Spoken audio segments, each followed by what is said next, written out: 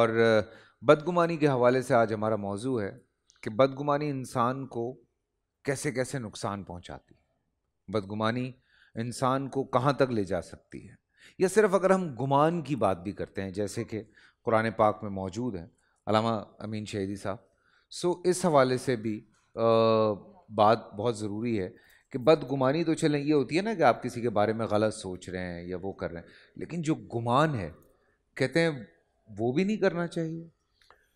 اعوذ باللہ من الشیطان اللعین الرجیم، بسم اللہ الرحمن الرحیم۔ قرآن کریم نے ان بعض الظن اسم کہہ کر خود گمان کی دو قسمیں بیان کر دیں۔ سبحان اللہ۔ بعض گمان کوئی حرج نہیں ہے، ذہن میں آ جاتا ہے، لیکن بعض گمان برے ہوتے ہیں اور اس کے نتیجے میں انسان کا ایک پرسیپشن کریٹ ہو جاتا ہے۔ ٹھیک ہے۔ یہ کیسے وجود میں آتا ہے؟ دوسروں کے بارے میں چند چیزوں کے ذریعے سے۔ خود قرآن کریم کی انہی آیات میں جن کو پڑھا گیا، جن کا آپ نے ترجمہ بھی بیان کیا کہ اجتنبوا کثیرا من الظن، بہت زیادہ دوری اختیار کرو گمان سے، یعنی دوسرے کے بارے میں پرسیپشن بنانے سے، سوچتے رہنے سے، یار وہ ایسا ہوگا ویسا ہوگا، مجھے ایسا نظر آیا تھا، اس کے پیچھے یقیناً کوئی ایسی بڑی بات ہوگی، جی بالکل۔ وہ اندر سے یہ سوچ رہا ہوگا، اندر سے وہ ویسا ہوگا، اس نے فلان جگہ ایسا کیا ہوگا، یہ ہوگا، سارے کا سارا ہمارا تصور ہے، اور اسی تصور کے نتیجے میں ہم اپنا پرسیپشن آہستہ آہستہ آہستہ آہستہ مرحلہ بمرحلہ مضبوط کرتے رہتے ہیں، اور یہ انسان کے اندر وہ قوت جو ہے جس کو ہم وہم اور خیال کی قوت کہتے ہیں، یہ اس کا اثر ہے۔ اللہ کو یہ معلوم ہے کہ یہ ہر انسان کے اندر ہے، بالکل۔ چونکہ معلوم ہے اس لیے اللہ نے روکا۔ ویسے ہی جیسے فلان کھانا آپ کے لیے مفید ہے، فلان کھانا آپ کے لیے مضر ہے، کھاؤ گے تو بیمار پڑ جاؤ گے، اس لیے نہ کھاؤ، تو وہ اپنے لیے نہیں کہتا، ہمارے لیے کہتا ہے۔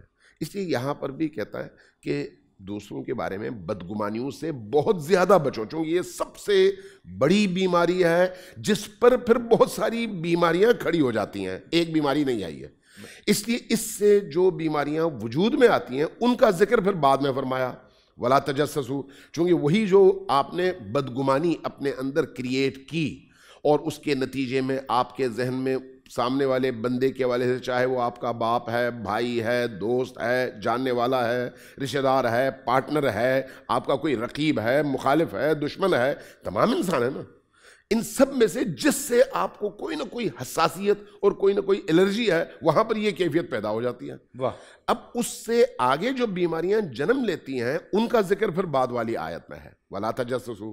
جب یہ کیفیت پیدا ہو جائے تو ایک تو اس سے اپنے آپ کو روکو، مضبوطی سے روکو، اور دوسرا یہ کہ پھر اچھا ایسا ہوگا، اب مجھے اس کی کھوج میں جانا چاہیے، چونکہ ذہن میں پہلے ہم نے ایک پرسیپشن کریٹ کیا ہے نا، اس کے بعد اب ہم اس کی کھوج میں جاتے ہیں، اچھا اس سے پوچھو، اس سے پوچھو، ادھر فون کرو، ادھر فون کرو، یار یہ ایسا تو نہیں ہے، یار وہ ویسا تو نہیں ہے، کوئی تم نے اس کے بارے میں بات سنی ہے، میں نے کوئی ایسی بات سنی ہے، شروع یہاں سے کیا جاتا ہے، اور نتیجتاً پھر آپ اس کے اندر کی باتیں نکال کر اس پر پرزے لگاتے ہیں۔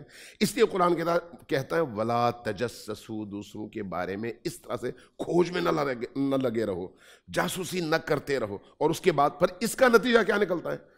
اس کا نتیجہ یہ نکلتا ہے کہ آپ جہاں بیٹھتے ہیں، پتہ ہے فلانی ایسا تھا، میں نے تحقیق کیا ہے، میں نے دیکھا ہے، میں نے پتہ کروایا ہے، میرے پاس معلومات ہیں۔ یہ معلومات کیسے کریٹ ہوئیں، کیسے آپ کے پاس جمع ہوئیں؟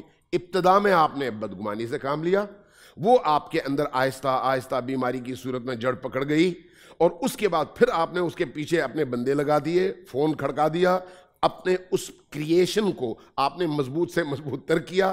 اب اس کے بعد جب آپ نے ایک اپنا ذہن بنا لیا تو وہ ہے بیماری، وہ ہے جراثیم، وہ ہے اسی طرح کی بیماری جس طرح کی بیماری عام طور پر پھیلنے والی ہوتی ہے۔ کسی کو اگر ملیریا ہو، اس کے برتن میں دوسرا کھانا نہیں کھاتا، کسی کو زکام ہو، نزلہ ہو، اس کے برتن میں دوسرا کھانا نہیں کھاتا، اسے کہا جاتا ہے ماسک لگاؤ، کیوں؟ یہ بیماری پھیلتی ہے۔ تو یہ جو اس طرح کی بیماری ہے یہ پھیلنے والی بیماری ہے، پھیلانے کا ذریعہ برتن ہے وہاں پر اس بیماری کو، یہاں پر غیبت ہے۔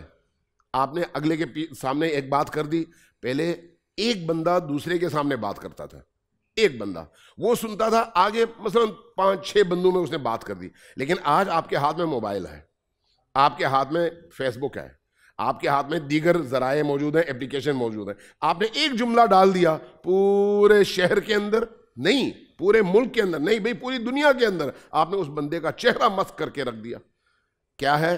اگر یہ اس صورت میں ہے جب آپ نے اس میں وہ بیماری دیکھی ہو, تب اس کا بیان کرنا اتنا بڑا جرم ہے.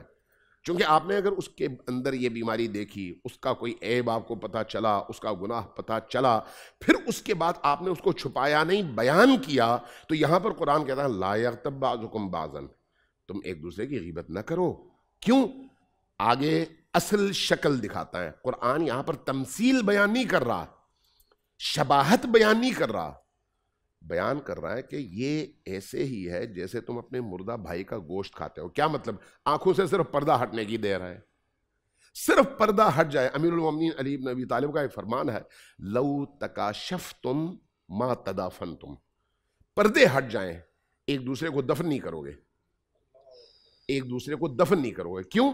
اندر سے ایک خنزیر نکل آئے گا, دوسرا کتا, تیسرا سانپ, چوتھا اژدہا, انسان کوئی نہیں ہوگا.